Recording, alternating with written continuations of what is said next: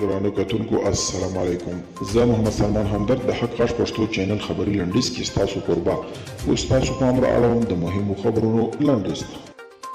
کورنۍ چارو وزارت په کابل کې د موټر سایکلونو پر تګ راتګ بندیز لګولی. د کورنۍ چارو وزارت له لوري په خبره شوې اعلامیه کې راغلي چې د حساس امنیتي وضعیت له امله د کابل په مرکز او ټولو ولسوالیو کې د موټر سایکلونو پر تګ راتګ بندیز لګولی دی. رومانیا وايي خپل ټول سرتیري له افغانستانه ایستلي دي. د رومانیا حکومت ویلي دي وړ شپه له افغانستانه د خپلو سرتیرو وروستۍ ډله هم ایستلې ده. سرچینه کاږي چې دوی په افغانستان کې په خپل ماموریت کې بریالي وو او د ناټو په چوکاټ کې د نړیوال امنیت لپاره فعالیت ترسره کړی دي. د امریکا د دفاع وزارت اعلان وکړ چې دوی د عراق په سرحدي سیمو کې یو ځای د سوریې په خاوره کې او یو ځای د عراق په خاوره کې د هغو وسلوالو په مرکزونو هوایي بریدونه کړي دي چې ایران یې ملاتړ کوي او د دغه هیواد لپاره یې جګړې کولې.